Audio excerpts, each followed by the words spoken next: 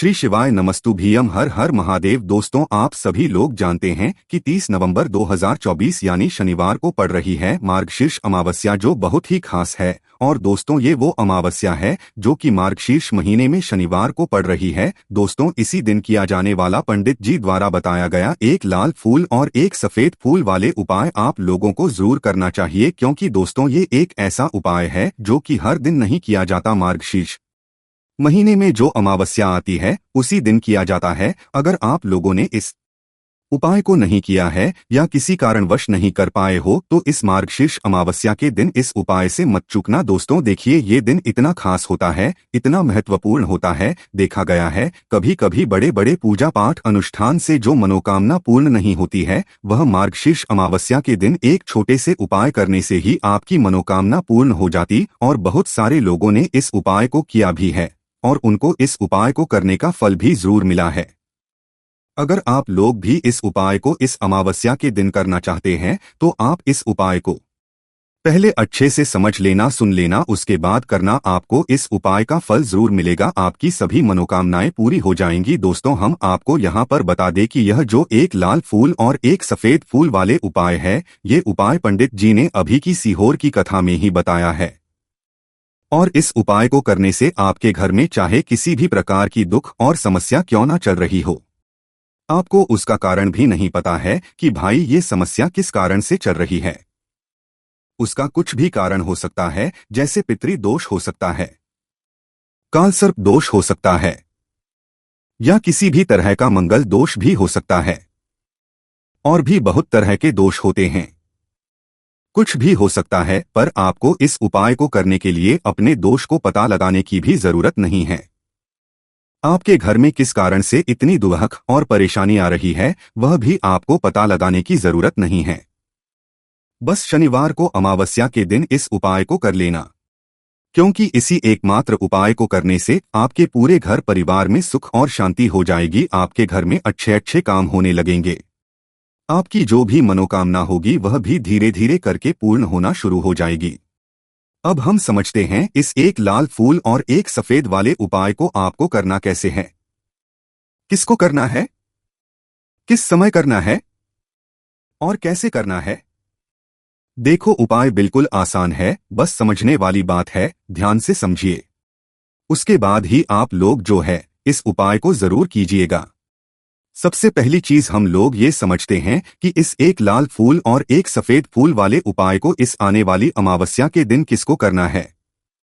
तो देखिए, इस उपाय को घर के सभी सदस्यों को करने बिल्कुल भी जरूरत नहीं है। घर में से कोई एक मुख्य बड़ा सदस्य ही इस उपाय को करेगा तो उस घर परिवार के सभी सदस्यों को इस उपाय को करने का फल मिल जाएगा।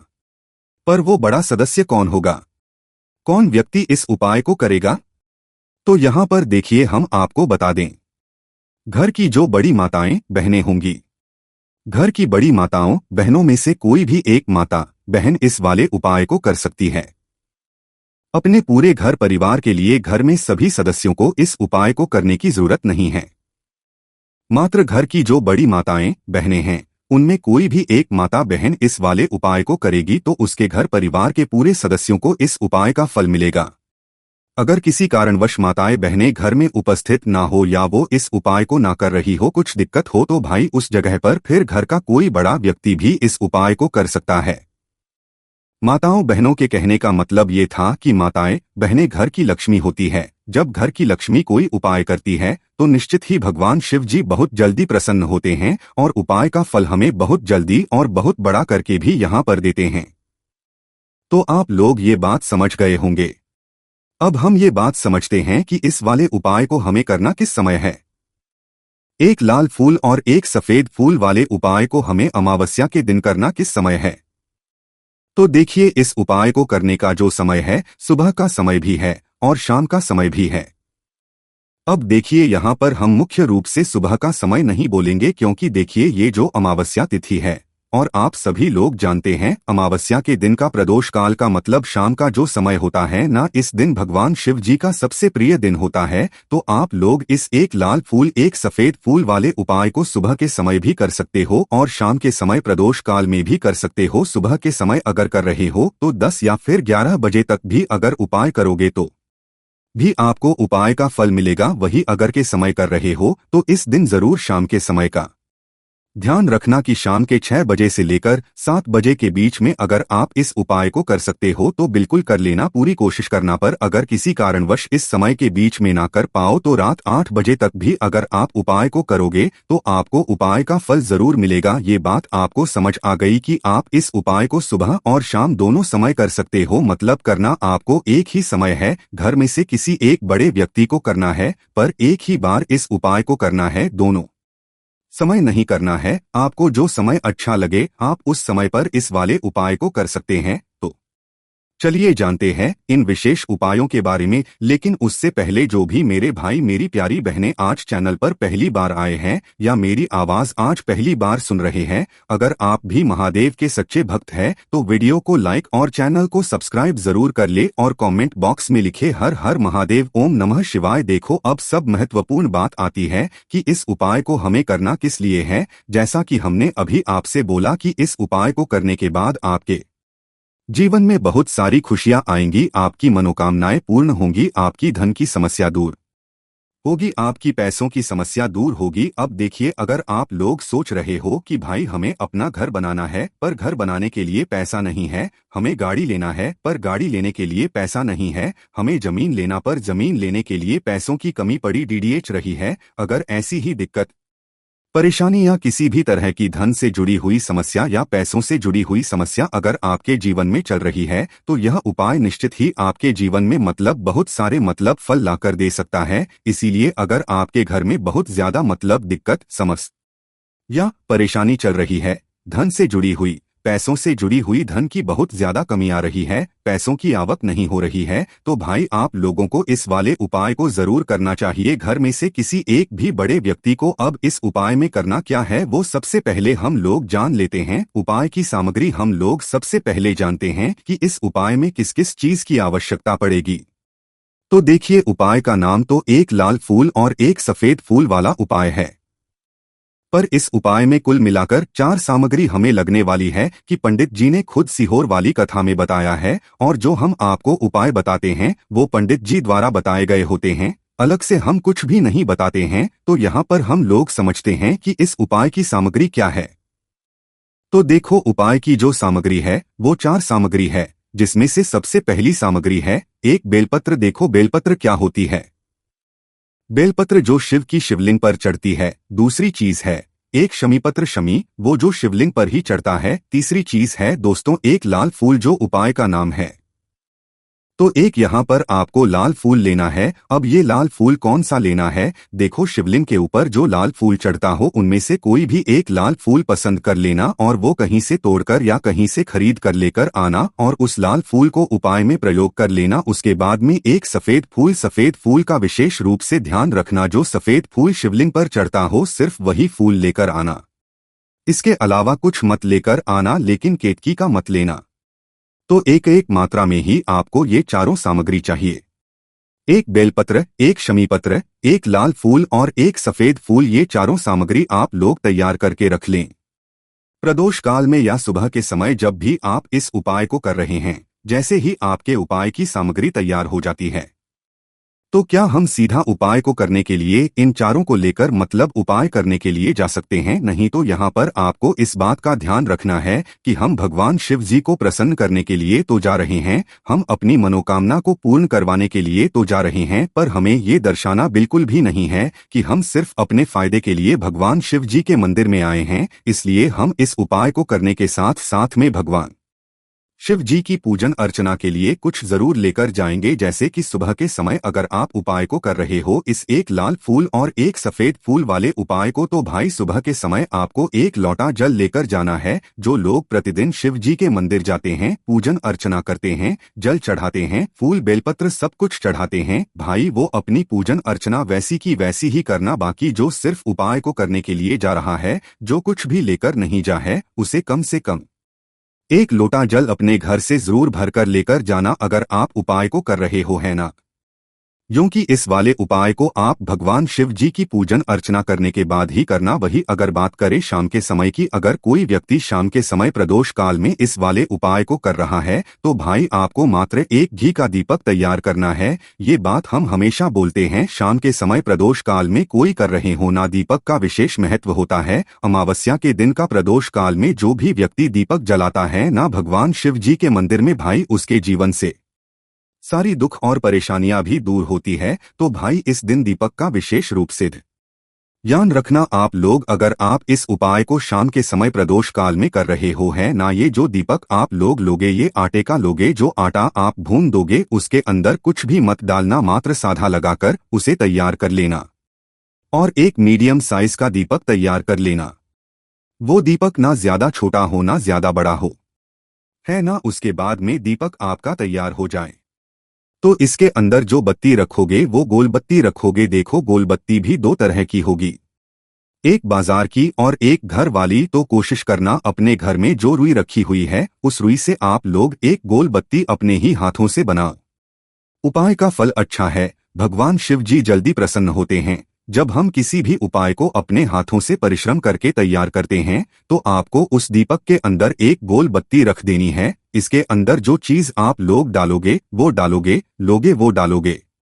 शुद्ध देसी गाय का घी, इस बात का विशेष रूप से ध्यान रखना, शुद्ध देसी गाय का घी ही डालना है, तेल वगैरह नहीं। आज के दिन तो मत डालना, अमावस्या के दिन, क्योंकि भगवान शिव जी का सबसे दिन और प्रिय समय पर हम लोग इस वाले उपाय को कर रहे हैं। तो थोड़ा सा शुद्ध देसी गाय का घी इतना डालना कि वो दीपक कुछ समय तक चल सके। ना बाजार वाला मिलावटी घी डालना, ना भैंस का घी डालना। शुद्ध देसी गाय का घी आपको ढूंढने में थोड़ी मतलब मेहनत लगेगी और महंगा भी मिलेगा, पर गाय के घी से भगवान शिव जी प्रसन्न होते हैं और उसी शुद्ध देसी गाय के घी से घर में बरकत भी बनी रहती है और हम घर में सुख शांति भी बनी रहती है। इसलिए इस शुद्ध देसी गाय का घी को अपने घर में हमेशा रखा करो, वो भगवान शिव जी के कार्यों में भी उपयोग में आता है और उपायों में भी हम लोग प्रयोग कर सकते हैं। तो यहाँ पर आपकी सारी तैयारियां हो चुकी है। उपाय को करते समय शुद्धता का विशेष रूप से ध्यान रखिएगा। सुबह कर रहे हो तो भाई सुबह तो आपको स्नान करना ही करना है, बाकी शाम को कर रहे हो तो शाम को मात्र हाथ मुंह धोकर भी आप लोग वाले उपाय को कर सकते हो, कोई दिक्कत वाली बात नहीं है भाई। उपाय की पूरी सामग्री तैयार करके और पूजन सामग्री लेकर आपको भगवान शिव जी के मंदिर पहुंचना है, जो आपके घर के पास में हो, जहां पर शिवलिंग विराजित हो, शिवालय हो, वहां पर आप लोगों को पहुंचना है। और जैसे ही आप भगवान शिव जी के मंदिर में पहुंचते हो वहां जाकर ही उपाय शुरू नहीं करना है, पहले आपको भगवान शिव जी की पूजन अर्चना करना है। पूजन अर्चना कैसे करोगे? सुबह के समय गए हो तो एक लोटा वगैरह जो भी पूजन सामग्री लेकर गए हो, उससे पहले पूजन सामग्री आप लोग मतलब पूजन भगवान शिव जी की कर लो। जो व्यक्ति सिर्फ एक लोटा जल लेकर गए हैं वो शिव जी की शिवलिंग पर मात्र एक लोटा जल एक धारा से धीरे धीरे करके चढ़ा लो, है ना। अपनी पूजन अर्चना आप लोग जो है पूरी कर लो पहले। उसी के बाद अगर आप शाम के समय कर रहे हो तो पहले जाकर बैठना है भगवान शिव जी के शिवलिंग के पास में। आप जो दीपक तैयार करके लेकर आए हो दीपक को पहले जलाना है। ये जो दीपक आप लोग जलाओगे ना, ये किसी और की माचिस से मत जलाना, अपनी ही माचिस अपने ही घर से लेकर आना और इस दीपक को अपने ही माचिस से जलाना। अगर आपने मंदिर की माचिस या किसी और की माचिस ले ली इस उपाय को करने में, इस उपाय का फल उस व्यक्ति को भी बहुत मिल जाएगा। इस बात का ध्यान रखना, अपने घर से अपनी ही माचिस लेकर जाना और इस दीपक को जलाना। दीपक को जलाने के बाद भगवान जी की शिवलिंग के पास में रख देना। शिवलिंग के इतना पास में मत रखना कि भगवान शिवजी को आंच लगे, सी दूरी बनाकर ही जो है इस दीपक को शिवलिंग के पास में आप लोग रख दीजिएगा। अब जैसे ही आपकी पूजन अर्चना हो जाती है, भगवान शिव जी के शिवलिंग के सामने या आसपास कहीं पर भी बैठ जाइए उपाय को करने के लिए। और उपाय को करने से पहले आप लोग अपनी वो चारों पूजन सामग्री निकाल लीजिए। उपाय की जो सामग्री है वो निकाल लीजिए और शिव जी के शिवलिंग के ऊपर एक माता अशोक सुंदरी जी का स्थान देख लीजिए। माता अशोक सुंदर जी का जो स्थान होता है वो जलाधारी के ऊपर होता है, जलाधारी के बिल्कुल बीचों बीच में होता है। आप लोगों ने देखा भी होगा शिवलिंग की जलाधारी होती है, जलाधारी के बिल्कुल बीचों बीच का जो स्थान होगा वो माता अशोक सुंदर जी का स्थान होगा, क्योंकि यहीं पर हमें ये जो है उपाय को करना है। सबसे पहली चीज अब हम उपाय को करना शुरू करते हैं। सबसे पहले अपनी बेलपत्र उठा लो। एक बेलपत्र को आपको माता अशोक सुंदरी जी वाले स्थान पर सबसे पहले समर्पित करना है।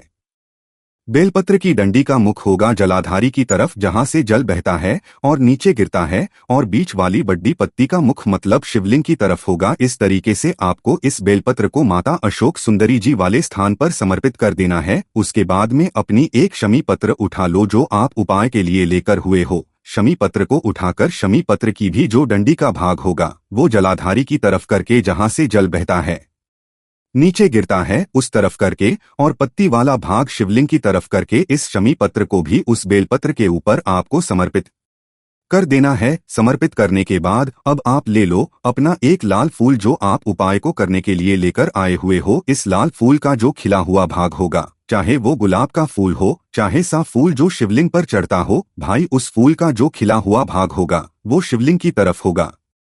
बाकी जो पीछे का भाग होगा फूल का वो जलाधारी की तरफ जहां से जल बहता है नीचे गिरता है उस तरफ होगा।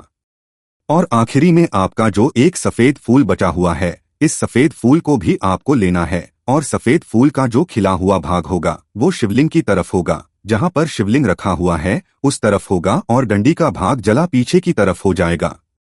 मतलब जो जहां से जल बहता है और नीचे गिरता है। जब आप लोग एक बेलपत्र, एक शमी पत्र और एक लाल फूल, एक सफेद फूल चढ़ा रहे हो, तो उस समय आप लोगों को कांता भगवान या कांता चक्र का नाम लेते हुए ही जो है इस उपाय को करना है, और भगवान शिव जी और नारायण जी का स्मरण करते हुए ही इस उपाय को आपको करना है। तो जब भी आप एक बेलपत्र, एक शमी पत्र, एक लाल फूल और एक हो रही है जो भी दुख और समस्या परेशानी चल रही हो, आपको अपनी वह दुख और परेशानी जो है भगवान शिव जी से उपाय को पूरा करने के बाद वहीं पर पास में बैठकर बोल देना है।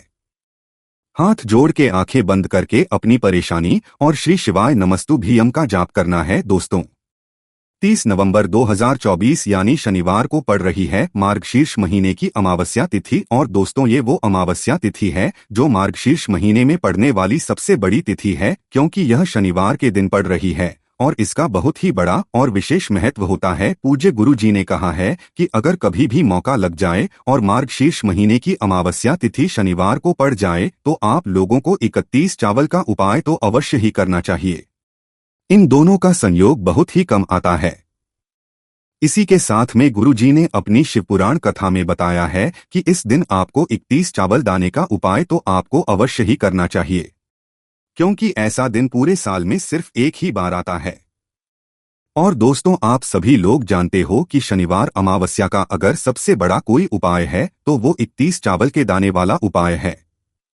तो दोस्तों इस अमावस्या के दिन आप लोगों को इस 31 चावल के दाने वाले उपाय को जरूर करना है। बहुत सारे लोग होंगे जिन लोगों ने इस उपाय को ना किया हो, मतलब पूरा साल निकल गया उन्होंने किसी भी दिन इस 31 चावल के दाने वाले उपाय को ना किया हो। पर दोस्तों आपके पास एक आखिरी मौका बचा हुआ है जो कि 30 नवंबर के दिन है। तो इस दिन आप लोगों को इस वाले उपाय को जरूर कर लेना है। भले ही आपने पूरे महीने भर इस उपाय को ना किया हो, पर अगर आपने इस शीर्ष महीने की अमावस्या के दिन अगर इस वाले उपाय को कर लिया तो आपको इस उपाय को करने का वो फल मिलेगा जिसकी आपने कभी कल्पना भी नहीं करी होगी। इसीलिए आप लोग इस वाले उपाय को एक बार जरूर कर लेना है ताकि आप लोगों के हाथ से यह मौका ना जा सके और आपको इस उपाय को करने का फल मिल सके। दोस्तों यह उपाय पंडित जी ने अपनी अभी की ही श्री शिव महापुराण की कथा में बताया है, जिस उपाय को आज हम आपको बहुत अच्छे से समझाने हैं। इस वीडियो को देखने के बाद इस उपाय को समझने के लिए आपको कोई और वीडियो को देखने की जरूरत नहीं पड़ेगी। तो चलिए दोस्तों उपाय को शुरू करते हैं। देखिए ये इस मार्गशीर्ष महीने की अमावस्या के दिन या इतना खास होता है, इतना महत्वपूर्ण होता है। देखा गया है कभी कभी बड़े बड़े पूजा पाठ अनुष्ठान से जो मनोकामना पूर्ण नहीं होते वो मार्गशीर्ष महीने की शनिवार अमावस्या के दिन एक छोटे से उपाय करने से ही आपकी मनोकामना पूर्ण हो जाती है। और बहुत सारे लोगों ने इस उपाय को किया भी है और उनको इस उपाय को करने का फल भी जरूर मिला है। अगर आप लोग भी इस उपाय को करना चाहते हैं तो आप इस उपाय को पहले अच्छे से समझ लेना, सुन लेना, उसके बाद करना। आपको इस उपाय का फल जरूर मिलेगा और इस उपाय को कर लेने से आपके घर में चाहे किसी भी प्रकार की दुख और समस्या क्यों ना चल रही हो, आपको उसका कारण भी पता नहीं है कि भाई यह समस्या किस कारण से चल रही है। उसका कुछ भी कारण हो सकता है, जैसे पितृदोष हो सकता है या किसी भी तरह का मंगल दोष भी हो सकता है। तो इस दिन आप लोगों को यह वाला उपाय कर लेना है। यह एक ऐसा उपाय है जिस उपाय को अगर किसी विशेष दिन पर किया जाए तो भाई उस विशेष दिन का जो है वह तो हमें मिलता ही मिलता है, पर हमने उस दिन पर इस उपाय को किया है तो हमें उससे भी बड़ा फल मिलता है, और फल बहुत जल्दी मिलता है क्योंकि आप इस उपाय को ही बड़े और विशेष दिन पर कर रहे हो। तो चलिए अब उपाय के बारे में बात करते हैं। लेकिन उससे पहले आप लोगों को यह जानना आवश्यक है कि आखिर यह उपाय किस समय करना है, किसको करना है और कैसे करना है। तो चलिए हम आगे आपको वीडियो में एक एक करके बता देते हैं।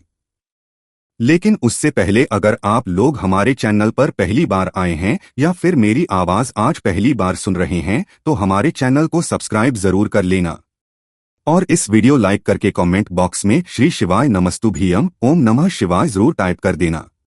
तो दोस्तों, इस 31 चावल के दाने वाले उपाय को हमें इस अमावस्या के दिन कैसे करना है, किसको करना है, किस समय करना है और कहां पर करना है, ये सारे सवालों के जवाब आपको इस वीडियो में मिल जाएंगे। और जो ये वीडियो देखेगा भाई, उसको 31 चावल के दाने वाला उपाय जरूर करना चाहिए, क्योंकि इस दिन एक के दाने का भी बहुत ही बड़ा और विशेष महत्व होता है।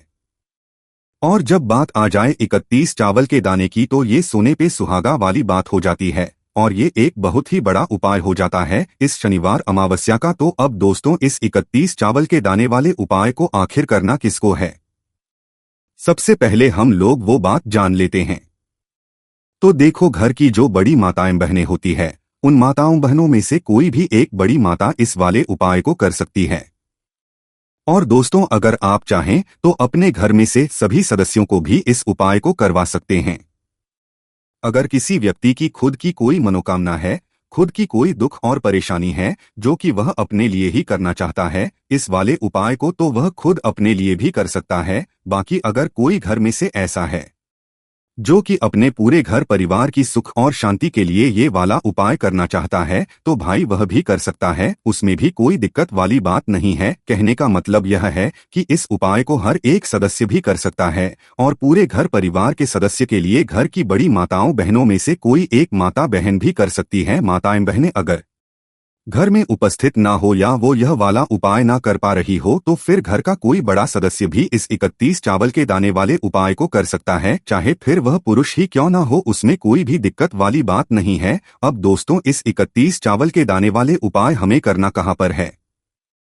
हमें इसे शिव जी के मंदिर में जाकर करना है। बहुत सारे लोग प्रश्न करते हैं, हर एक उपाय को करते समय क्या हम इस उपाय को घर पर कर सकते हैं? तो इस वाले उपाय को आप घर पर नहीं कर सकते हो। इस वाले उपाय को करने के लिए आपको शिव जी के मंदिर ही जाना पड़ेगा। उसके बाद में दोस्तों, जो अगला प्रश्न निकल कर आता है वो यह आता है इस उपाय को लेकर कि आखिर इस उपाय को हमें किस समय करना है, सुबह के समय है कि शाम के समय करना है? तो देखो, इस वाले उपाय को आप लोग सुबह के समय भी कर सकते हो और शाम के समय प्रदोष काल में भी कर सकते हो। अब अगर आप पूछो कि भाई सबसे उत्तम समय कौन सा रहेगा इस 31 चावल के दाने वाले उपाय को करने का, तो हम आपसे बस यही कहेंगे कि इस उपाय को आप सुबह के समय करेंगे तो ज्यादा बेहतर होगा। बाकी अगर प्रदोष काल शाम के समय भी करेंगे तो भी अच्छा होगा, उसमें कोई भी दिक्कत वाली बात नहीं है। तो अब दोस्तों, जो अगली सबसे और महत्वपूर्ण बात आती है वो यह आती है कि सुबह अगर हम उपाय को करेंगे तो हमें कितने बजे से लेकर कितने बजे तक के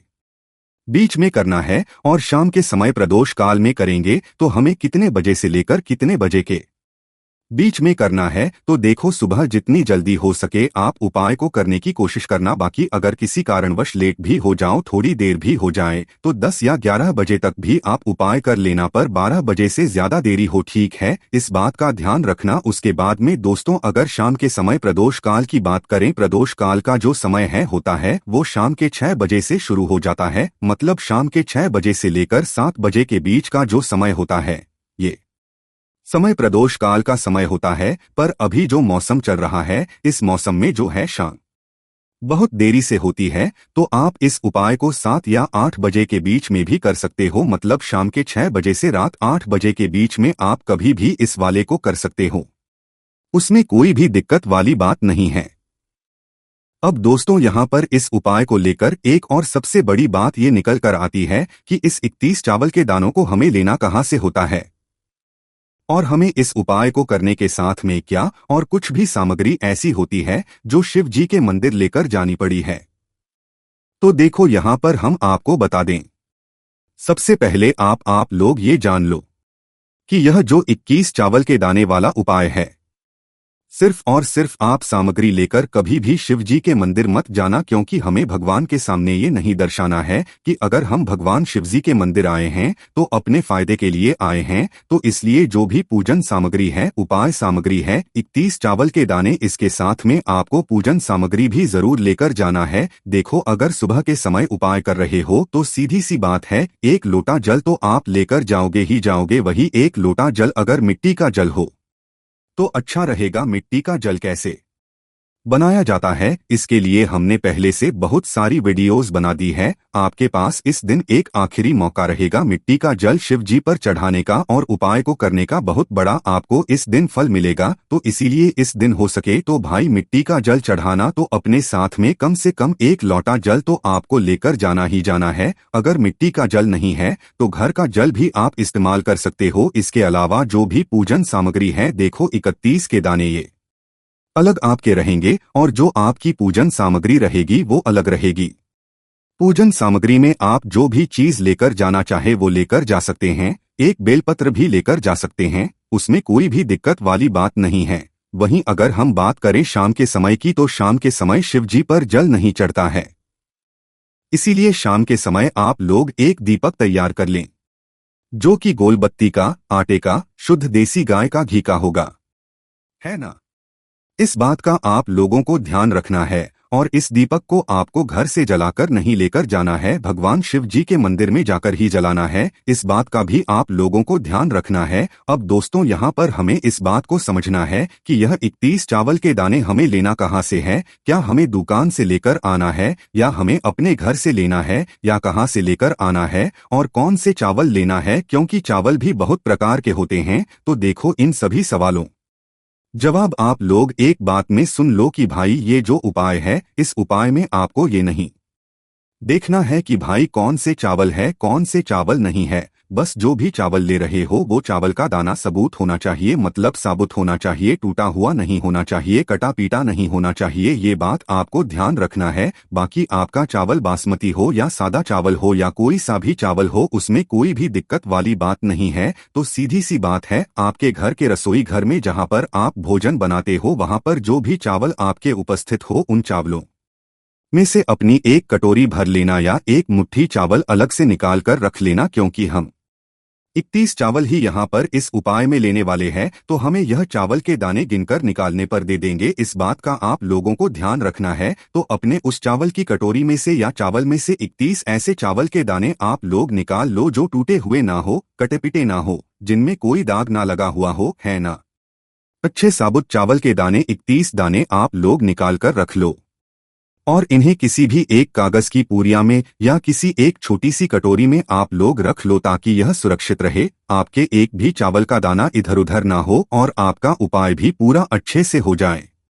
तो भाई जैसे ही आपका उपाय की जो सामग्री है, ये 30 चावल के दाने ये तैयार हो जाते हैं, उसके बाद में आपको जो भी अपनी पूजन सामग्री है सुबह के समय कर रहे हो, तो 1 लोटा जल और एक बेलपत्र या पूजन सामग्री जो लेकर जाना चाहो उसकी भी तैयारी कर लेना। और शाम के समय जा रहे हो तो भाई अपना जो दीपक है उसे तैयार कर लेना, ठीक है। और उपाय को करते समय शुद्धता का विशेष रूप से ध्यान रखना, ठीक है। सुबह सुबह स्नान करने के बाद ही उपाय को करने की आप लोग तैयारी करना। उसके बाद अगर शाम के समय की बात करें तो शाम के समय आपको स्नान करने की जरूरत नहीं है, पर शुद्धता का ध्यान रखना है। आपको स्नान तो करेंगे, हाथ मुंह धोकर भी इस वाले उपाय को शाम के समय प्रदोष काल में कर सकते हैं, इसमें कोई दिक्कत वाली बात नहीं है। तो आप अपने उपाय की पूरी सामग्री तैयार करके आपके पास ही में जो आपका शिव मंदिर हो वहां पर पहुंच जाइए। सबसे पहले शिव मंदिर में जाकर आप लोगों को उपाय नहीं करना है, पहले भगवान के दर्शन करना है, भगवान से आशीर्वाद प्राप्त करना है, फिर शिवजी के शिवलिंग के पास में आना है। शिवलिंग के पास में आने के बाद आप जो पूजन सामग्री आए हुए हैं, जैसे कि सुबह गए हुए होंगे तो 1 लोटा जल और जो भी पूजन सामग्री लेकर आए हैं, आप उनसे भगवान शिवजी की पूजन कीजिए। सबसे पहले तो एक लौटा जल ही चढ़ेगा। फिर आपको एक बेलपत्र श्री शिवाय नमस्तुभ्यम का जाप करते हुए शिवलिंग पर चढ़ा देना है। उसके बाद में आपकी पूजन सामग्री चढ़ेगी। उसके बाद में अगर दोस्तों शाम के समय अगर आप इस उपाय को कर रहे हो तो अपने साथ में कम से कम एक जो दीपक है गोल बाती का जो आप अपने साथ कर गए हो, उस दीपक को मंदिर में जाकर अपनी माचिस से जलाना है और उस दीपक को शिवलिंग के पास में रखना है। ठीक है, इस दीपक को रखने के बाद ही आप लोगों को अपना ये वाला उपाय शुरू करना है और दीपक को ज्यादा पास में मत रखना, वैसे भी गर्मी पड़ रही है। भगवान शिवजी को आंच नहीं लगनी चाहिए है ना, तो भाई जैसे ही आपकी पूजा अर्चना हो जाती है आप भगवान शिवजी को प्रसन्न कर लेते हैं। उसके बाद में शिवलिंग के पास ही में आप कहीं पर बैठ जाइए, सामने या आस जिस जगह पर आपको बैठना हो वहां पर बैठ जाइए और अपने वह 31 चावल के दाने अपने सामने निकाल कर रख लीजिए, क्योंकि अब यहाँ पर उपाय को यहाँ पर करने की आपको तैयारी करना है। और इस तरीके से जब आप उपाय करेंगे, पूजन सामग्री करने के बाद, पूजन अर्चना करने के बाद, तो आपको उपाय का फल बहुत जल्दी और बहुत बढ़ा होकर मिलेगा। तो अपने 31 चावल के दाने अपने सामने निकाल कर रख लेना और यह जो उपाय है यह आपकी सीधे हाथ की से होगा, इसलिए इस बात का भी विशेष रूप से ध्यान रखना है। तो सीधे हाथ की हथेली का प्रयोग करके ही आप लोग अपना इस वाले उपाय को करना। अपने सामने जो भी आपके कागज की पुड्डिया है उसको खोल कर रख लो, या कटोरी है तो भाई उसे अपने सामने रख लो और अपने वह 31 चावल के दाने निकाल लो। ठीक है, उसके बाद में दोस्तों अब आपको क्या करना है कि शिवलिंग आपके सामने होगी, तो आपने वह 21 चावल के दाने एक एक करके जहां पर आपने बेलपत्र चढ़ाया है आपको शिव जी के शिवलिंग के ऊपर चढ़ाना है। कहां पर है? शिवलिंग के ऊपर चढ़ाना है और कहीं पर भी नहीं चढ़ाना है। आपको अपने हथेली से तो शिवलिंग के ऊपर चढ़ाना है, भले ही फिर वो अपने आप जलाधारी पर गिर जाए या मतलब वहीं पर गिर जाए, उसमें कोई दिक्कत वाली बात नहीं है, पर आप चढ़ाओ शिवलिंग के ऊपर ही। तो आपको क्या करना है, अपना पहला चावल का दाना उठाना है, श्री शिवाय नमस्तुभ्यम बोलना है और शिवलिंग पर चढ़ा देना है। इसी तरीके से दूसरा चावल का दाना उठा है, शिवलिंग पर है और मंत्र बोल देना है, और फिर तीसरा चावल का दाना उठाना है, श्री शिवाय नमस्तुभ्यम बोलना है और चढ़ा देना है। इसी प्रकार से आपको पूरे 31 चावल के दाने एक एक करके शिवजी के शिवलिंग के ऊपर चढ़ाना है और भगवान से प्रार्थना करते जाना है। मतलब प्रार्थना तो आपको आखिरी में करना है, पर हर एक चावल के दाने को चढ़ाते समय श्री शिवाय नमस्तुभ्यम जरूर बोलना है। उसके बाद ही में ये चावल का दाना शिवलिंग के ऊपर आपको चढ़ाना है। आपके 31 चावल के दाने शिवलिंग के ऊपर जाते हैं। तो भाई उसके बाद में आपको क्या करना है, भगवान से अपनी मनोकामना बोलना है। मनोकामना भी कब बोलना है? जब आपका 31 चावल का दाना आपके सीधे हाथ की हथेली में हो और आप उसे चढ़ाने के लिए जा रहे हो। श्री शिवाय नमस्तुभ्यम बोलकर उस आखिरी चावल के दाने को शिवलिंग के ऊपर चढ़ा देना और भगवान से फिर अपनी वह मनोकामना बोल देना, जिस मनोकामना के लिए आप लोग अपना यह वाला उपाय कर रहे हो, जिस भी दुख और परेशानी के लिए आप लोग अपना वाला उपाय कर रहे हो। उसके बाद में जैसे ही आप अपनी मनोकामना बोल देते हो, आपका यह वाला उपाय पूरा हो जाता है। पर दोस्तों उपाय को करने के बाद आप लोगों को 2 मिनट भगवान शिव जी के मंत्र का जाप जरूर करना है, और मंत्र का जाप करने के बाद भगवान से एक और बार प्रार्थना करना है अपनी मनोकामना के लिए या अपनी जो भी दुख और परेशानी है उसके लिए। इसके बाद में आप लोग भगवान को देखकर भगवान से प्रार्थना करके से आशीर्वाद लेकर वहां से उठ सकते हैं और अपने घर पर जा सकते हैं। बस दोस्तों यहाँ पर ये वाला उपाय पूरा हो जाता है। इस तरीके से जो भी व्यक्ति छोटी छोटी चीजों का ध्यान रखते हुए इस 31 चावल के दाने वाले उपाय को करेगा, निश्चित सी बात है उसे उसकी मनोकामना जल्द ही पूर्ण होगी और जो भी दुख और परेशानी है वो भी बहुत ही जल्दी दूर होंगे। और दोस्तों